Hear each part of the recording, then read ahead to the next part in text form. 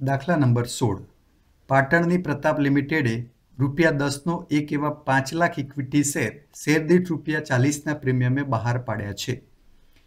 Company અરજી વખતે 14 premium સહિત, મંજૂરી વખતે 23 20ના પ્રીમિયમ સહિત અને છેલ્લા હપ્તા વખતે 13 10ના પ્રીમિયમ સહિત નાણાં મંગાવે છે.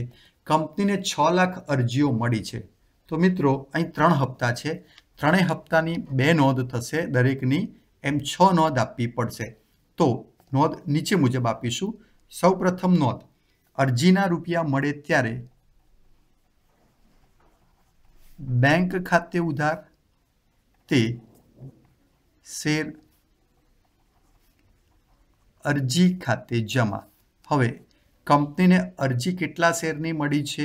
જુઓ, 6 લાખ શેરની અરજી મળી છે અને અરજી વખતે 14 રૂપિયા મંગાવે છે. એટલે 6 લાખ ગુણ્યા 14 બરાબર 84 લાખ રૂપિયા કંપનીને મળે છે.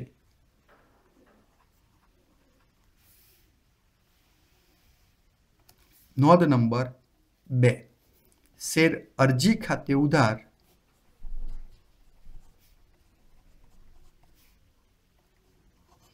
તે ઇક્વિટી શેર મૂડી ખાતે જમા, તે જામીનગીરી પ્રીમિયમ ખાતે જમા, તે બેંક ખાતે જમા. તો ઉપરની નોંધ નંબર 1માં શેર અરજી ખાતે જમા 84 લાખ થયા છે. તો ઉધાર અહીં કરી દઈશું ₹84 લાખ. હવે ઇક્વિટી શેર મૂડી ખાતે જમા થાય ત્યારે જ જામીનગીરી પ્રીમિયમ એ કંપની માટે અનામત છે, માટે એ પણ જમા થશે. મતલબ મૂડી અને પ્રીમિયમ બે દોસ્ત છે, બંને હંમેશા સાથે જ જાય. તેથી કંપની મૂડી ખાતે એટલા જ રૂપિયા લઈ જશે કે જેટલી તેને અરજીઓ બહાર પાડી છે. માટે અહીં મૂડી ખાતે કંપનીએ 5 લાખ શેર બહાર પાડ્યા છે અને મૂડીના 4 રૂપિયા છે. માટે 5 લાખ ગુણ્યા 4 એટલે કે 20 લાખ રૂપિયા મૂડી ખાતે જમા કરીશું. જામીનગીરી પ્રીમિયમમાં કંપનીના 5 લાખ શેર મંજૂર કરે છે અને અરજી વખતે પ્રીમિયમના 10 રૂપિયા છે. માટે 5 લાખ ગુણ્યા 10 એટલે 50 લાખ રૂપિયા જામીનગીરી પ્રીમિયમ ખાતે જમા થશે અને વધારાની અરજીઓ જે કંપનીને મળી છે એ કંપની પાછી આપે છે. માટે તે બેંક ખાતે જમા. વધારાની અરજી, વધારાના શેર છે 1 લાખ અને અરજી વખતે રૂપિયા મંગાવેલા છે 14. માટે 1 લાખ ગુણ્યા 14 14 લાખ રૂપિયા કંપની પરત કરે છે.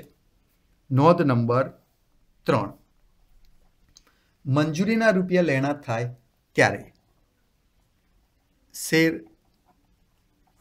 મંજૂરી ખાતે ઉધાર, તે ઇક્વિટી શેર મૂડી ખાતે જમા, તે જામીનગીરી પ્રીમિયમ ખાતે જમા.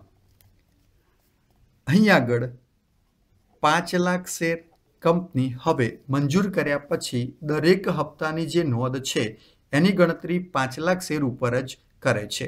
5 લાખ શેર ઉપર મૂડીના કંપનીને 23 રૂપિયાનો હપ્તો છે, એમાં 3 રૂપિયા મૂડીના છે. એટલે 5 લાખ ગુણ્યા 3, 5 તરી 15, 15 લાખ રૂપિયા મૂડી ખાતે જમા કરશે અને પ્રીમિયમ છે એ 5 લાખ શેર ઉપર શેર દીઠ 20 રૂપિયા પ્રીમિયમ છે. એટલે 5 લાખ ગુણ્યા 20 બરાબર ₹1 કરોડ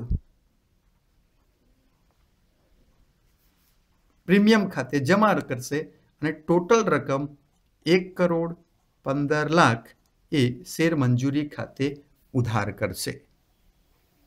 નોંધ નંબર 4, મંજૂરીના રૂપિયા મળે ત્યારે નોંધ કરીશું બેંક ખાતે ઉધાર, તે શેર મંજૂરી ખાતે જમા. મિત્રો, મંજૂરીમાં આપણને દાખલામાં એક સૂચના આપેલી છે, મુકેશ પટેલે ધારણ કરેલા 300 શેર પર મંજૂરી અને આખરી હપ્તાની રકમ નથી મળતી અને ધ્રુવ પટેલે ધારણ કરેલા 200 શેર પર આખરી હપ્તાની રકમ નથી મળતી. માટે મંજૂરીમાં મુકેશ પટેલના જે 300 શેર એની રકમ નથી મળી એટલે 300 ગુણ્યા આપણા મંજૂરીના હપ્તાની કુલ રકમ છે ₹23. એટલે 300 ગુણ્યા 23 બરાબર 6,900. આટલા રૂપિયા આપણને મળતા નથી. માટે બેંકમાં 1,15,00,000 જે આપણા લેણા થયા છે એમાંથી -6,900 આ હપ્તા આપણને મળ્યા નથી એ બાદ કરી દઈશું. બાદ કરતા બાદ બાકી મળશે ₹1,14,93,100. તે મંજૂરી ખાતે જમા કરી દઈશું. 1,14,93,100. નોંધ નંબર 5. મંજૂરીના રૂપિયાની નોંધ આપ્યા પછી ત્રીજી નોંધ થશે. નંબર આવશે 5. છેલ્લા હપ્તા વખતે સૌપ્રથમ છેલ્લા હપ્તાના રૂપિયા લેણા થયા ત્યારની નોંધ. શેર છેલ્લા હપ્તા ખાતે ઉધાર તે ઇક્વિટી શેર મૂડી ખાતે જમા તે જામીનગીરી પ્રીમિયમ ખાતે જમા. મિત્રો, અહીં આગળ આ દાખલામાં પ્રીમિયમ દરેક હપ્તામાં આપેલું છે. જ્યારે જ્યારે મૂડી જમા થાય છે ત્યારે ત્યારે આપણે પ્રીમિયમ જમા કરીએ છીએ. એટલે ત્રણેય નોંધમાં મૂડીની સાથે પ્રીમિયમ અહીં આગળ જમા કરેલું છે. અહીં આગળ 5 લાખ શેર ઉપર જ કંપની ગણતરી કરે છે, રૂપિયા મંગાવે છે. છેલ્લા હપ્તાના કુલ રૂપિયા 13 છે. એટલે 5 લાખ ગુણ્યા 13 65 લાખ રૂપિયા કંપનીને લેણા થાય છે. જેમાં મૂડીના 5 લાખ ગુણ્યા 3 રૂપિયા છે.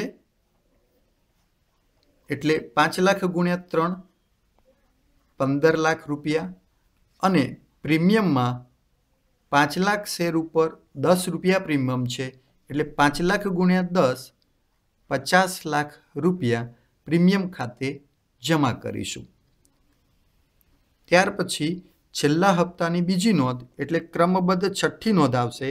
છેલ્લા હપ્તાના રૂપિયા આપણને મળે ત્યારે નોંધ લખીશું. બેંક ખાતે ઉધાર તે શેર છેલ્લા હપ્તા ખાતે જમા.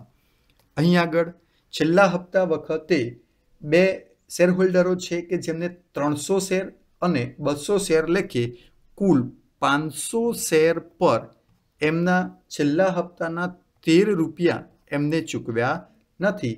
એટલે કે 13 × 5 = 6500 રૂપિયાના બાકી હપ્તા છે. લેણા થાય છે કંપનીને 65 લાખ. તો બેંક ખાતે કંપની આ 65 લાખમાં એને 6500 રૂપિયા બાકી હપ્તા મળતા નથી. એટલે બાદ કર્યા પછીની રકમ 64,93,500 કંપની મેળવે છે, જે બેંક ખાતે ઉધાર કરી શેર છેલ્લા હપ્તા ખાતે જમા કરે છે 64,93,500.